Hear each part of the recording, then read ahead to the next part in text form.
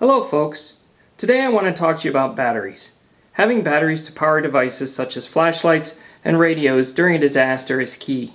I would encourage you to do an inventory of the battery-powered devices you'd want to have running during a disaster, along with the type of batteries and quantities required.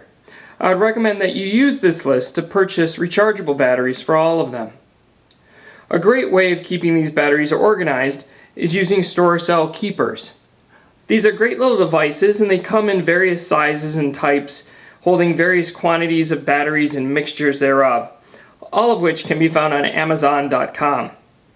They are great for keeping your batteries organized in a junk drawer or in a backpack. They also hold the batteries securely, but are still easy to remove and insert. And they still hold the batteries very securely, so you don't have to worry about them coming out of there, but again, very easy for you to pop them out and then pop them back in. There is also a safety issue, as 9-volt batteries can be a fire hazard if their terminals are shorted. A store cell keeper will keep this from happening by shielding the terminals on your 9-volt batteries.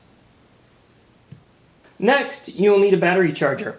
I like this one from Energizer. It can charge up to 8 AAA or AA batteries at once, or 4 C-cell or D-cell simultaneously. It will charge 4 batteries in 3 hours and 8 batteries in 5 to 6. It will also let you mix and match the type of batteries being charged. As an example, I could charge 2 AAA, 2 AA, and 2 C-cells all at once. In addition to that, it also recharges 9-volt batteries.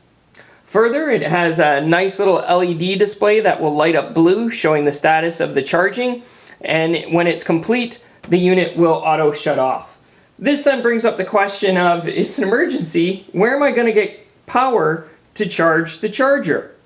First, you could run this off a generator. The other nice thing is this unit uses a 12-volt, 1-amp power supply. This means that a Goal Zero Nomad 20 solar panel could power it. Also, as the longest charging time is 5 to 6 hours, the solar panel could recharge your batteries during the day for your use at night. Although I would still recommend at least 2 sets of batteries for each device under the 2 is 1 and 1 is none rule. The last thing I want you to think about is battery standardization. Can all your devices use the same battery so you can interchange them? I realize that for some devices this just isn't possible, but there is a solution for that: battery spacers. These little white guys that are underneath the flashlight, they're made by Eneloop, although there are other manufacturers out there, and they are a very simple device. All you do is take your battery, slide it in, and then put this whole little assembly into the device that you want to power it. Now, the difference between DC and AA batteries, besides size and weight, is how long will they last.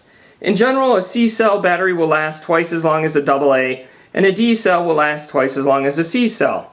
This is based on battery technical specifications that are available on Duracell's website. But does battery life matter when you have a recharger? All you need is for the battery to last through the night till you can recharge it again. The other thing to consider in using battery spacers is weight. As an example, it drops the weight of my D-cell LED mag light from 2 pounds 12 ounces to 1 pound 11 ounces, a difference of a full pound. And my C-cell mag light drops from 1 pound 3 ounces to just 15 ounces, so I lost a quarter of a pound there. So if you have a recharger, using spacers to standardize on AA batteries may be something you want to consider. So as a quick review in this video, in preparing for a long-term disaster, I recommend you have sufficient rechargeable batteries on hand to keep all of your devices running. I recommend that you have at least twice the number required so that you fulfill the 2 is 1, 1 is none rule. Also, this way you can be using one set while you're recharging the other. Having a dependable battery recharger and the means to power it via a generator or solar panel. And finally, think about using battery spacers to standardize on AA batteries to save on costs, storage space, and weight. Hopefully this video has given you some ideas. Please leave your questions and suggestions in the comments section. And as always, thanks for watching, and please subscribe.